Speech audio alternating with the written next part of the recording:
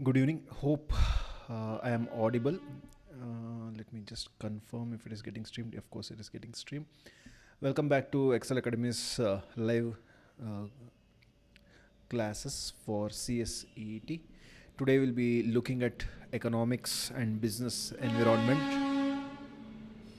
That is the subject which we'll be covering this week. Last week we had accountancy. Hopefully, if possible, this week only, we'll try to alternate between accounts and economics. But I wanted to complete the journal entry part at least with respect to accounts. That's why I thought I would continuously schedule those classes. We'll see how it goes once we are done with today's class. Then we'll think of the schedule. Excuse me. Now, before we proceed further, let us quickly go through this announcement first. We have a separate WhatsApp channel through which we'll be sharing all the notes and other material for CSEET. Whatever we use in the class and whatever questions which we solve in the class, especially with respect to the account subject or any practical subject for that matter, will be shared in that group. So please do join that channel, the link of which is in the description below. So that is there. And on top of that, the other announcement which we had to make was regarding the mentorship program. CSEET mentorship program is there. That is for June 2026 exam. The ones who will be writing in that attempt. So all you have to do is just contact us on 973-973-3400. That is our number, Excel Academy's number. So please do get in touch. We will be providing one-to-one mentorship. Then we will be providing writing practice, weekly tests with correction. Then there will be mock exams with correction, and also there will be group mentorship sessions by my colleague CS Swati Sharma. Okay, now with the announcements being done, let's proceed towards the main topic itself. Just give me a second. Yeah. So this is the thing, that is CSEET economics and business environment subject for CSEET, of course. So this is paper 3, and we have already seen the accounts, that is the introduction to accounting and whatnot. So let us go through this once and then we'll directly get into the subject part. So we have two divisions in this, 50 marks each, that is economics and business environment. So they have given an introduction. Part A is economic environment and part B is business environment. So we'll be covering both during these sessions, of course. So the syllabus is also given here. The objective, that is very important. We have to understand what exactly the institute expects. The institute expects us to understand the concepts of micro and macroeconomics with a focus on Indian economic system. Again, here this is something which you would have already studied in 11th and 12th grade if you are from CBSE or even state syllabus for that matter. So this is a common syllabus for those who have opted economics. I gather not everyone would have opted for it, but still it is a fairly easy subject to understand, not very difficult, at least at this level. Then to test understanding on various crucial elements of business environment. So that is one thing. One is with respect to the economics part, macro and micro. The other is with respect to the business environment part. So then level of knowledge, of course, is basic. So they don't expect much. So both are there for 50 marks. Whereas in case of accounts, it's just accounts, 100 marks. Here, that isn't the case. Anyway, before we proceed further, let me see. Yeah, fine, everything is fine. So now, in this case, if you go through the syllabus here, we have basics of demand and supply, forms of market, competition, theory of demand. They start with this. Of course, there's a little bit of introduction, and then they directly get into the basics of demand and supply, one of the most important aspects any student of economics will have to understand. Then we have national accounting, national income accounting and related concepts, GNP, GDP and all those topics, which I'm sure would have read if you have taken up economics. Otherwise, we'll be discussing during these sessions. Then we have Indian Union budget, Indian financial markets, then Indian economy. So what you can notice from this is the stress is on the Indian economy part. But of course, if you have to understand economics, you'll have to understand economics as a subject. Only then we'll get to know what exactly Indian economy is all about.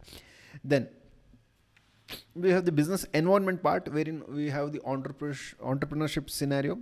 What are the government initiatives to foster entrepreneurship, need for entrepreneurship in India, etc. Business environment, the various environment, socio-cultural, etc., political environment, etc. So on which will have to grow your business, whether it is advantages or disadvantages, we'll see. Then there are key government institutions, global environment, environmental governance, AI and business environment, elements of corporate governance. A lot of stuff packed into this, that is business environment, and we have a lot of stuff to study for economics as well. So having said that, so that is what we are up to with this particular paper. So part A, part B, we saw what exactly we have. As I said, the stress is here mostly on Indian economy. So here we are worried about, or rather, we will be looking at various business environments, including AI and business environment. I think that's something which the institute thought we should also cover that, and they have included one chapter based on AI. Now, so today we'll be looking at lesson 1, that is basics of demand and supply and forms of market competition. So here we'll be looking at economics as whether it is a study of choice under conditions of scarcity, economics as a science, art, positive, normative, scope of economics, working of an economic system, socialist, mixed economy, theory of demand and supply. See, the point here is, even though the chapter name is theory of, or rather basics of demand and supply, so we'll have to study all this and then we'll proceed towards theory of demand and supply. So we'll have to understand what economics is all about. Then we can proceed towards theory of demand and supply. So that's why I thought let us quickly go through what is referred to as the basics of economics. I was about to say accounting. Anyway, let's see. Where do we start now? Economics, in fact, if someone says economics, and if you just think for a few seconds, what is that you think of? Imagine you have never been introduced to the word economics, and now for the first time someone is introducing to the world of economics, and they say economics. What is that image which pops into your head? Okay, so normally I'm guessing that you will see an image of what is that graph, steady, a curve of supply and demand. So that is what we normally think of, right, when we think of economics. How many, in fact, how many resources are, what are the resources which we have? How many factors of production are there? So these are the kind of things which we instantly picture when we think of economics. So we think of our finance minister holding a briefcase. We think of maybe stock market. Maybe we think of money as such. So these are the images which pop into the brain the moment someone says economics. That is what we generally think of as economics. Of course, that is there too. We are not discounting that fact, but economics is beyond all this. In fact, these are the things which I would say is not strictly economics. In fact, you have been taught that economics is all about allocation of scarce resources. You have been taught that economy is a giant machine, the government machine, where the government acts like a mechanic and they pull the levers to fix it. Of course, that isn't always the case. Okay, economics is not just about money. It's not just about graphs. It's not just about Sensex either. It's about you, an individual. It is about the fact that you decided to sit and watch this live session, or you decided to sit and watch this recorded session instead of maybe sleeping, instead of maybe playing, instead of maybe watching the reels or doom scrolling, whatnot. It is about the fact that you chose to wear whatever you are wearing right now. It is about the message you want to send right now. It's about the book which you want to read. It's about the movie which you want to watch now. This is all nothing but economics. This is the first lesson which we in fact derive from one of the great economic thinkers, that is Ludwig von Mises. Economics is nothing but study of human action. It is a study of why we choose one thing over the another in a world where we can't obviously have everything. Why? Because our time is limited here. The amount of money which we have is limited, or rather, let me put it this way, the resources are limited. So when that is the case, we as individuals, we decide what to do. Should I do this? Should I do that? That is nothing but the human action. So we'll think of not as government. We'll not think of government as a mechanic. We'll not think of economics as a huge machine where someone is doing something and something else happens. So when you think of it like that, then the blame gets shifted. Everything is based on some abstract concept. Then there is something which we can't easily understand. The economy is just sum of billions of these individual actions. That's all. You do something, I do something, someone else does something. When all these things come together, when they converge, that is nothing but economics. Okay, so let us try to make sense of your actions and my actions. So let's do one thing. Let's think of something. For example, let's say, imagine this is a bottle of Bisleri bottle. I don't know if you can see this because of this screen. Okay, imagine this is a Bisleri bottle. Now, if this is a Bisleri bottle, how much do you think is the price which you would be willing to pay? I'm sure you will say 20, 25 rupees or 30 at best. So that is the price which we will pay, of course. Yes. Now, let me shift the scene for a second. Imagine you are standing in the middle of Thar desert in Rajasthan. Okay? And you haven't had water for 2 days. You're about to collapse now. Now, someone is about to give you a bottle of Bisleri water. Same bottle. No change in the size, etc. Now, how much do you think it would be worth? You haven't had water since 2 days. It's the same Bisleri bottle. And now, the worth of that would be even 1 lakh. Isn't it? But wait, the factory that made this bottle spent the exact same amount of money to produce it, didn't they? Do you think they would have put more worth when they sold that bottle when you were closer home? Or do you think they manufactured in a different way when the same bottle was offered to you when you were languishing in a Thar desert and middle of nowhere, and for 2 days you haven't had water? Do you think that process has changed the process of manufacturing that bottle? Of course not. They have spent the exact same amount of money to produce it. The labor was the same. The plastic to wrap the bottle, in fact, cost the same. If value comes from the cost of production, in fact, Karl Marx would argue that that is in fact the case, then the price should still be 20, right? Then how come the value changed? Right? Suddenly we realize value is not just about the bottle itself. It's about how you look at it as a commodity. It's purely subjective. It is not the object. It is in your mind. I hope this makes sense. If at all you have any doubts, please do ask. What I'm trying to tell you is, what I'm trying to convey is, in economics, we have normally learned that it's about some abstract state. It's about the economy as a whole. We talk about mixed economy. We talk about socialistic economy. We are thinking of government being in the driver's seat and running the economy. No, that isn't just economy. We have to also think of we individuals as people who do stuff. We consciously do something. Imagine 1 billion of us are doing something every day. When it gets combined, all these actions converge somewhere, right? So that is in fact economy. So the value of this bottle is not just the cost incurred to produce this. It's the subjective price, the price which I think is its value. It's not just about its value always. In fact,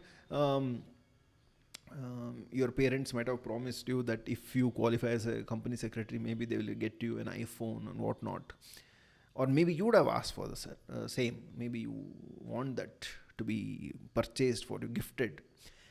Then your parents will obviously ask, why should they buy you an iPhone for, let's say, 1 lakh, 1,50,000, depending on which model you want, when something like Redmi does the same thing for 15,000?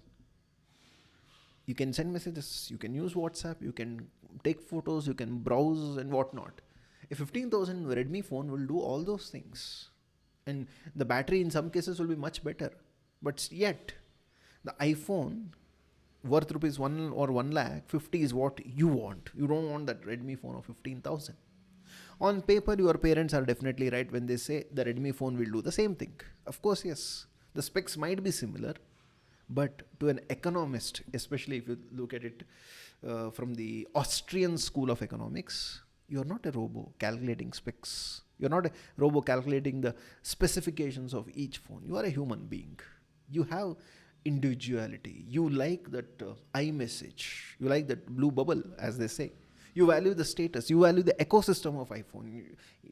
If you have multiple Apple devices, you know how the ecosystem works. You can simply airdrop anything to any of your devices. You get a call, you can answer on watch, you can answer on iPad, Mac, whatnot. You value those things, right? So that value is personal to you. No economic planner or no central planner in Delhi is telling you or can tell you that you are wrong for valuing the iPhone more. Of course not. It is my choice. I think that iPhone is worth so much. That's why I'm ready to pay so much. It's not as if the cost of production is worth so much. The cost of production might be very less. It may not be 1,50,000. It may be only 50,000 for the Apple company to produce that particular phone. It might have cost them. Does that mean that I should pay only 50,000? Does that mean that I'm ready to pay only 50,000? Of course not. I value at 1,50,000. For me, that is worth it. For me, that status is worth it. So then, no one can tell me that I am wrong in choosing iPhone. No one, even if let's say I choose Redmi, and then no one can tell me that I'm wrong in choosing Redmi phone either, because I value it so much. So that's the thing. Value creation in economics is about satisfying the desire. Okay, it could be satisfying your own desire or a desire of the others. So that is what it is. In fact, I'll give you one more example. If you are familiar with the world of movies, then we can think of this particular example. In fact, recently, not recently, it's been 2 years, I guess. I saw one more movie of the same actor, and then I was wondering. This movie named Adipurush, apparently it cost 500 crores to make, and it flopped. But imagine at the same time, someone sitting at some remote village in India is creating a reel on Insta of 30 seconds, which was shot on some 10 subpart, maybe 10,000 rupee phone. And now suddenly that reel has gone viral. And suddenly their YouTube shorts have gone viral. Their account is monetized and they are earning lakhs together of rupees. And what is the cost which they incurred?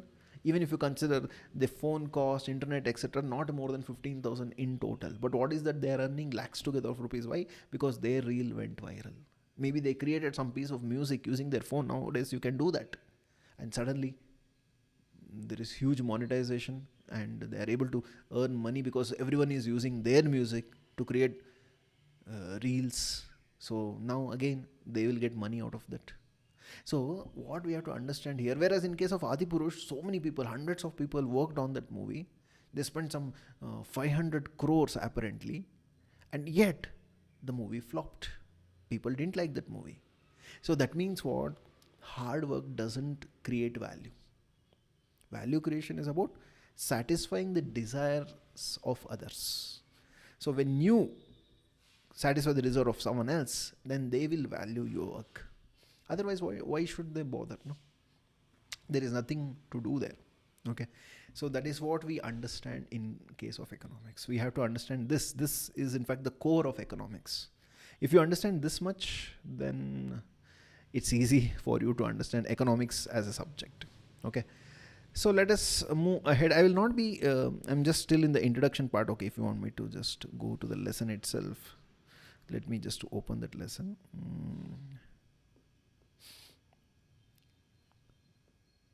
Yeah, this is the thing. So we are in this chapter, that is basics of demand and supply and forms of market competition, lesson 1. So we are still looking at the concepts of economics. This is where we are, introduction to economics. We haven't even gone into this specific part of the text. I'm giving you a brief idea of economics as a subject before we proceed towards the actual text which is there on the screen. Okay. So now let us move ahead. So now what about this cost of your choices? Every choice will cost you something. Now you are sitting here watching this live session, or maybe you are sitting somewhere and watching the recorded session. So now my question would be, what else would you have done if not for this? You may have, you could have watched a movie, you could have slept perhaps, you could have hung out with your friends, or maybe you could have read a book or watched some series, or maybe you would be browsing Insta, doom scrolling. But yet you are here watching this either on live or on recorded session.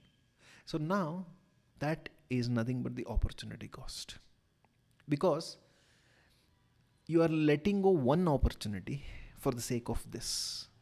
Okay, let us look at it in a detailed manner.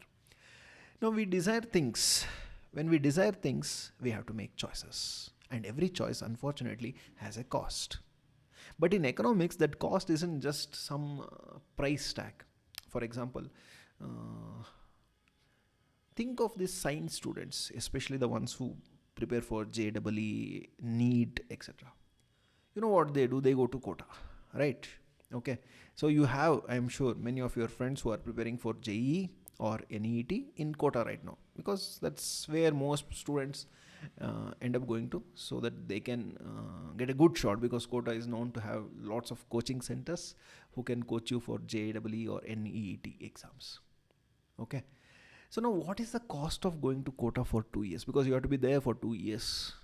Okay, maybe for coaching itself you'll have to pay 2-3 lakhs or maybe more than that, and the hostel fees will be equally expensive, and can we say conservatively it could be some 5 lakhs. Okay, but that, when you say 5 lakhs, that is only the accounting cost. That is the money which is leaving your pocket. You part with 5 lakhs to go and join the quota school or quota whichever coaching center it is, but that doesn't mean that is the only cost. Just give me a second. So that doesn't mean that is the only cost which you have to incur. So you are incurring something else also. So now what is that cost? Okay, that cost is nothing but the economic cost. The cost, or rather the opportunity which you sacrificed to be there in quota. If you spend 14 hours a day solving some physics problems for 2 years, what are you not doing? Obviously, you are not playing football in your city. You aren't learning how to code Python. You are not making YouTube videos. You are not spending time with your family. You are not sleeping properly. These are nothing but the opportunity costs which you have incurred. In fact, we can put, or rather we can classify or define opportunity cost this way. Opportunity cost is the cost of the next best alternative that you gave up. The student in quota has given up all these things. So you can't just say 5 lakhs is the cost. Of course, 5 lakhs is the money value which you have parted with to go there and get the lessons. But what about the other costs, the unseen costs? So 5 lakhs is nothing but the seen part of the, or rather the cost which you can see. The cost which you cannot see is nothing but the opportunity cost. Once again, opportunity cost is the next best alternative that you had to give up. So that is the thing. So for the student in quota, the cost is their health, their hobbies, perhaps developing other skills that might have made them the next, you never know, the super star, maybe the next A.R. Rahman, maybe the next Virat Kohli. They could have been that, but instead they did something else. So that is the opportunity cost. See, what we generally do is we ignore this opportunity cost. We think that in India, usually we have this tendency that if you study for 5 years for a government job, it's worth it. I'll study for 5 years, I will crack UPSC, I will pass prelims, then I'll pass mains and get into interview and crack it. So, but if you are not able to do that, then again you'll have to waste 2 years. So when that is the case, you don't think of the opportunity cost. What could you have done in that 1 year? Okay. But imagine if you get a job, then it's all worth it, of course. Imagine There are lakhs together of students who actually prepare for UPSC. Day and night they actually earnestly, honestly study for UPSC, but yet they are not able to crack, because it's an exam where thousands, or rather lakhs of students who actually appear in, but only few thousands get the rank and get placed as officers. So what about those who couldn't make it? Of course, there is age limit as well with respect to UPSC or even the state commissions. They will have that what is that age limit? Imagine you studied for 5 years for a government job, and yet you didn't get the job. Those 5 years are gone forever now. That's a massive cost.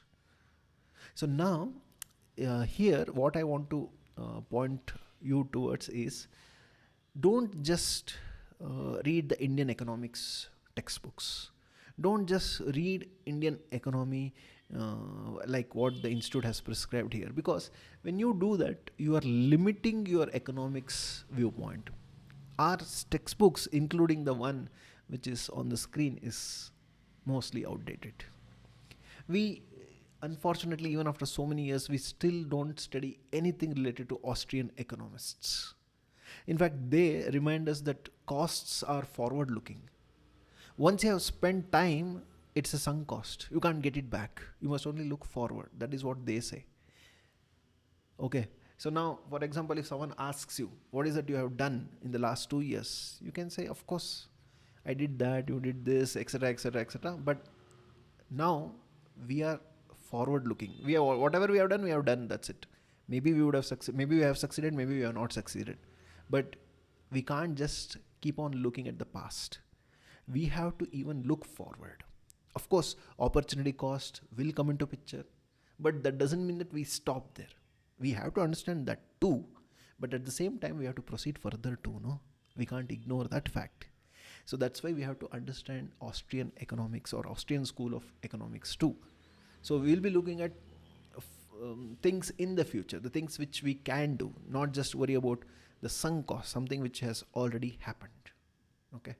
So if you have any doubts, please do ask. So as I said, we are still in the introductory part of the economics subject. So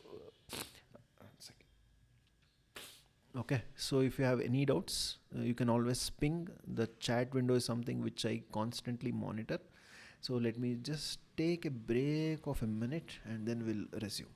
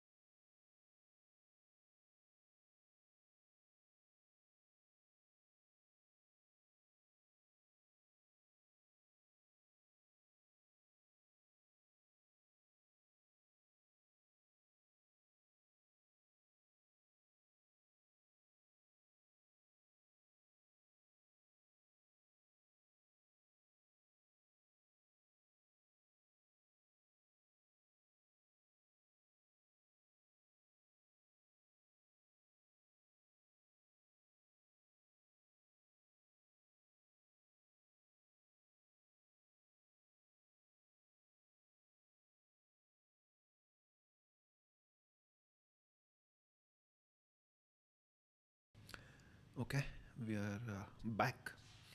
Let's continue. So let me just recall whatever we have done so far. So we looked at the syllabus first of all. What exactly is there in case of CSEET economics and business environment? Then we proceeded towards the first lesson, and in the first lesson what we are doing is we are trying to understand what economics is. Okay, so economics is nothing but the value in your head. So that is the subjective theory of value. That is what it is, nothing but value creation. That is, you satisfy the desire of others and you are in fact creating value there. So that is what we study in economics. Then we also looked at a couple of examples, especially with respect to the water bottle where the same water bottle is valued differently in different scenarios. We also looked at the value creation. It's not just hard work which has to pay. For example, Adi Purush was done with a lot of hard work, and we cannot discount the fact that many people worked on it and they sincerely worked on it, but that doesn't mean that it should succeed. And some guy sitting in some remote village using some Redmi phone worth less than 10,000, let's assume for a second, and using that phone he created a reel, he or she, and now that reel is viral. Or maybe they created some bit of music and now everyone on Insta or YouTube shorts, they're using that particular reel and making new reels. Now that will obviously at some point of time get monetized, and they are getting a lot of money out of that. So now that is real value creation. It's about satisfying the desire of others. Okay, hard work alone does not create value. That doesn't mean that hard work should not be there, of course, but what I'm trying to tell you is hard work doesn't mean value creation. So, and we also looked at the opportunity cost. We also saw how the Austrian School of Economics looks at all these things. They are mostly forward looking. They don't worry about the sunk cost. Okay, so it's not that they don't worry about sunk cost, but that school of thought says you must look forward. So, like, given where you are right now, what is the best use of your next hour? What is the best use of your next day, etc., whatnot. So let us proceed further now. So this brings us to a new concept in economics called time preference. Okay, so let's see what exactly this time preference is. This, in fact, basically asks you, how much do you want something now versus later? For example, if I offer you, let's say, 500 rupees today, or maybe 1,000 rupees a year from now, which one would you take? Once again, I'm giving you two choices. One is I'm offering you 500 rupees today itself, or if you want money a year from now, then I will be ready to give you 1,000. Let's say if you opt for the former, that is 500 rupees today, then you have high time preference. That means you are impatient. You want that consumption right now. You do not want to wait for the next year. But if you are ready to wait for the 1,000, which I will give you a year after, year from now, that means you have low time preference, meaning you are willing to save and invest for a bigger reward. Of course, you are not investing per se, but you are investing your time. You are not investing any money, but you are investing that time. No? For the next 1 year, you are ready to not get the money. But after 1 year, you are getting, in fact, double the amount what I would have given you today itself. Okay. Imagine, or rather look at these companies, that is Blinkit, Zepto and whatnot. Why do you think those companies exist? 5 years ago, if you wanted to have immediate snack, or if you wanted, let's say you felt like having Maggie, but you don't have Maggie packets at home, what would you do? Let's say 2-3 years ago, you would go to a grocery store close by, and you would either go by walk or by vehicle, and you go there, you pay the money, and then you would have got it home. It would have taken you 10 minutes. It would have cost you some 20-30 rupees. Today, you don't do that. What do? You open Blinkit or Zepto. You pay 20 rupees for the Maggi, plus 30 rupees for the delivery, plus 5 rupees for the small cart fee also. Why? Because you need it immediately. You don't want to spend the 10 minutes time. You would rather do something else. Okay. So you are paying double the price of what you would have paid earlier, maybe 2-3 years ago. Why? Because in this case, this particular individual, whoever that person is, it will not be essentially you. They have very high value on time. They're trading money to save 10 minutes. They're like, I will use this 10 minutes for something better. I will maybe earn much more than I have spent here by ordering on Zepto. So that is the thing. So this is nothing but economics in action. The market, in fact, realized that people in Mumbai or Bangalore or any other metropolitan city in India, that they will pay a premium to have this Maggi delivered in 10 minutes. So then the market created all these apps. It's not as if those apps created this habit. No. The apps are there because of the human behavior. Someone realized, okay, if Swiggy is working, if Zomato is working, where people want food sitting in their homes, why can't we deliver groceries? because we know that people want this too. They are ready to pay, even if they are paying, even if we are charging a premium, they are ready to pay some amount, extra amount, to get the food delivered home. Then why can't we try this with groceries? And then they realize something. If we do this, then people will keep ordering simple stuff also. They will order milk, just milk packet, curd, whatnot. So then they realize, okay, let's do one thing. Let us fix a minimum delivery, what is it, cart value, 100 rupees. Sorry, 100 rupees, 200 rupees and whatnot. So when that is the case, then even then people are ready to order, because they are looking at it from a different perspective. They want to save time. It's for them, it's about time, it's about convenience. Imagine someone has worked for 8-10 hours, let's say in some company or in a factory. Physically they're tired, exhausted. Mentally they're much more tired. And then someone at home tells them, we need this, we don't have this. Now, do you think they will again have the energy to get up and go out and then get the item? Or do you think they would rather get it through one of these apps, even if it means paying extra? So 9 out of 10 times that person would opt to get this through Zepto, Blinkit and whatnot. So that's why we have all these apps now. It's not that the app is creating this human behavior. It's in fact the human behavior. As I said, the collective decisions of more than 1 billion people is driving, or in totality is referred to as the economy. Okay. So to create that system that delivers in 10 minutes, someone had to have that low time preference first. So that means we all have low time preference, or more or less, most of us have this low time preference. The founders of Zepto, or rather the investors who gave them money, they didn't spend that money on something else. They could have invested elsewhere, they could have bought assets. No, they spent money on this. They saved it and invested in the building. They built what is now referred to as dark stores and the software. So we have, if Zepto has to deliver in 10 minutes, if Swiggy, Instamart has to deliver in 10 minutes, they need to have stores, all these dark stores everywhere, no? Otherwise, they won't be able to do that. So what they're trying to do is they're trying to predict your behavior also. They know, okay, in this area, we will definitely get 100 orders for this. No, in fact, you can even order a few good phones on Instamart, on Zepto and Blinkit. In fact, you can get a printout on Blinkit. Can you imagine doing all this? Okay. So what this tells us is that civilization as such is built on low time preference.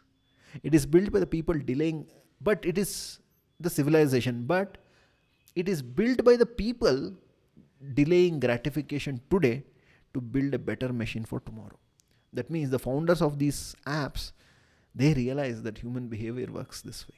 So they were like, okay, even if we are not getting the profit in the first year, even if we are not able to break even also, we'll still try to do this so that tomorrow we'll be able to reap the benefits of this. So right now, what are they doing? They're looking at a market share. They're trying to get as many users as possible on their apps first. First, they want us to get used to their apps. Then maybe they will increase their prices. Something which happened in case of Jio too, right? The moment Jio was introduced, they introduced many features for free. The calling was free, obviously, and we had to pay a very minimal charge for 3G, 4G back then, whatever we had. So then people got used to Jio, right? Now, suddenly the prices have increased. Not suddenly, over a period of time, the prices have increased. Now what? Now people are ready to pay. Why? They are used to that particular thing. They are used to particular service. They are used to that particular speed. They don't want to change it.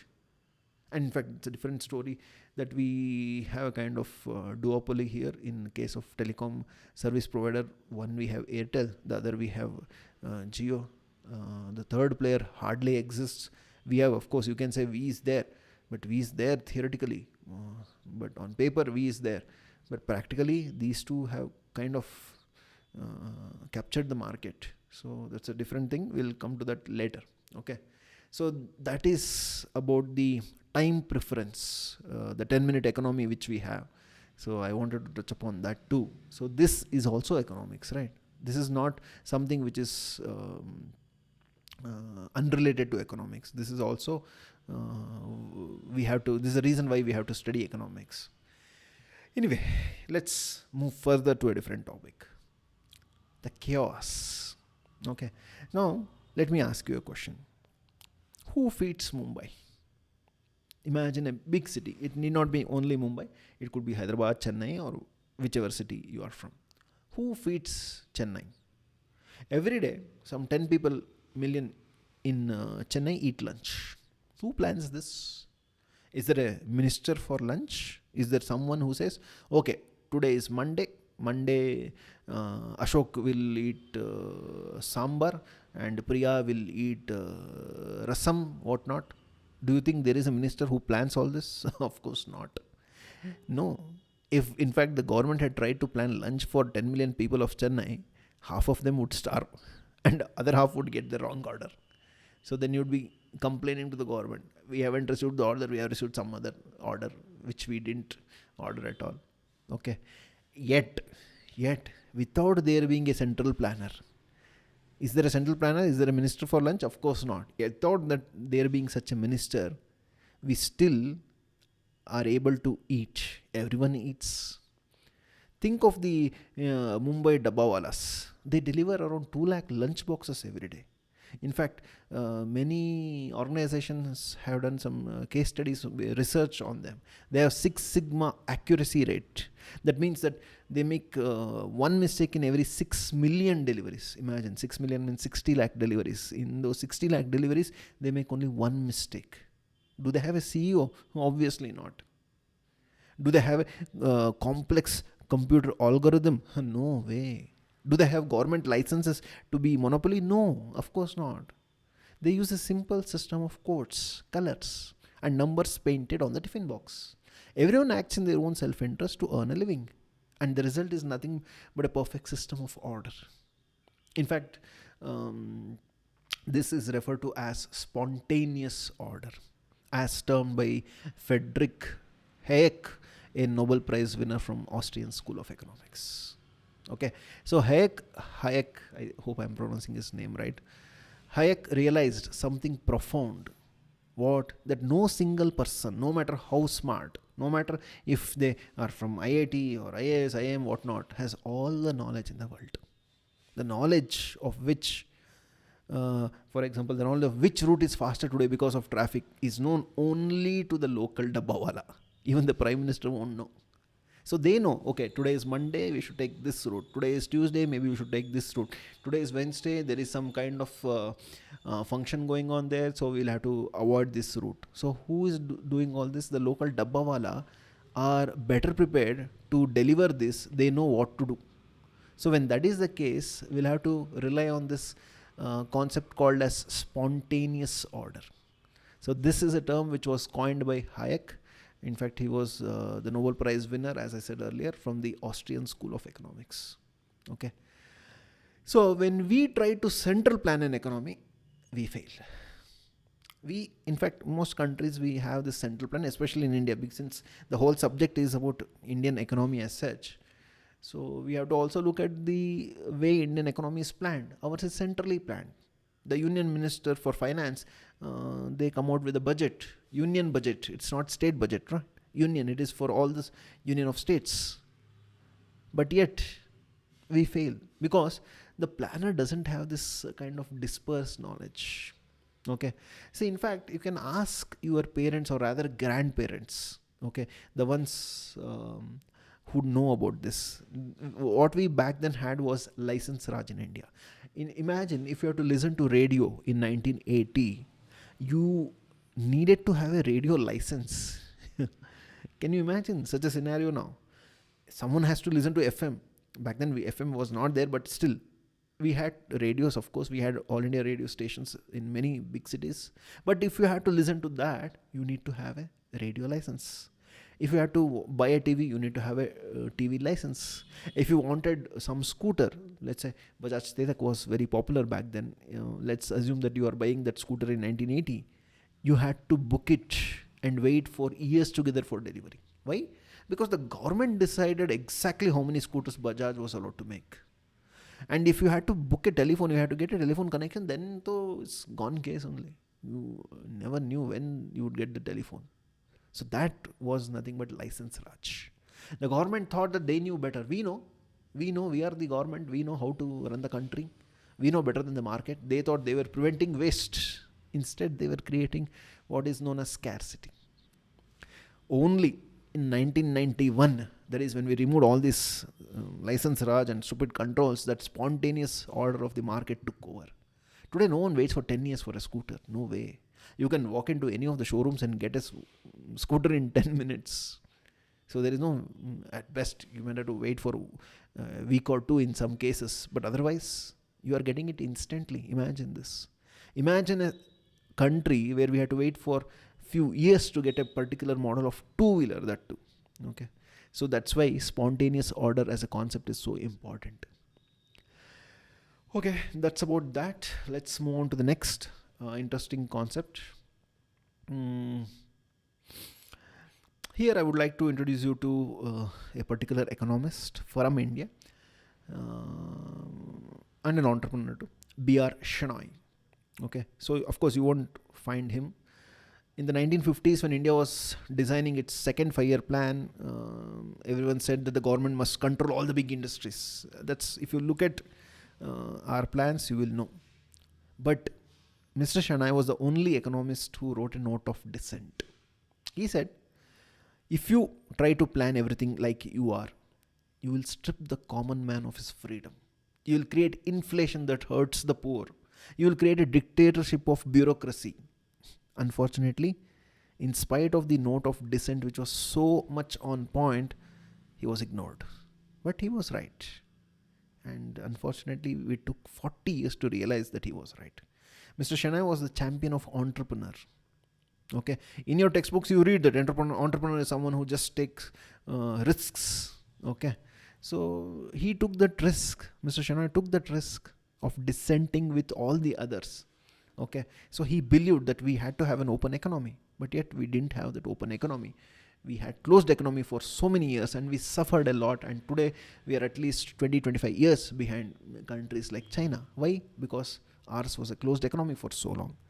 Thanks to the then Prime Minister P.V. Narasimha Rao and the then Finance Minister Dr. Manmohan Singh, our economy opened up in 1991, and at least now, because of the globalization, we have this spontaneous order.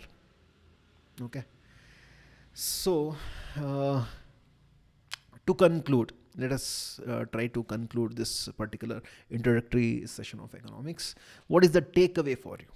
See, the thing is, we live in a world where people constantly tell you that capitalism is greedy or the government should give everything for free, like the freebie culture we see in elections today in most states, unfortunately.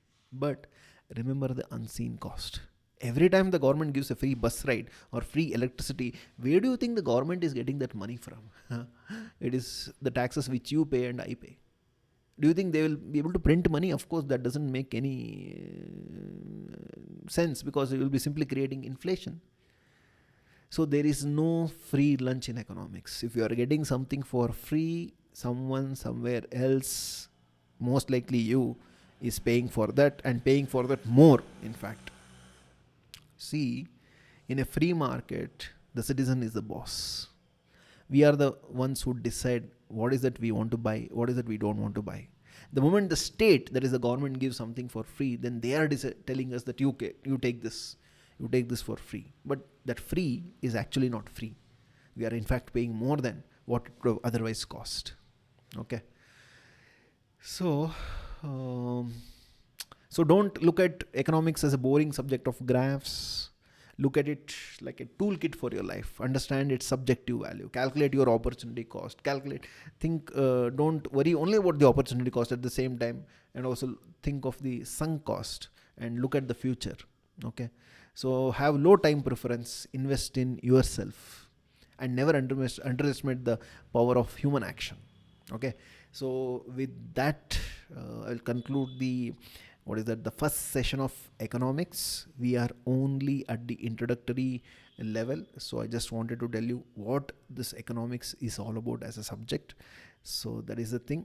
So let us meet again tomorrow, and we will continue with this part, that is the introduction part. We haven't even started this. Tomorrow at 5 p.m. we'll be starting. Thank you. See you tomorrow.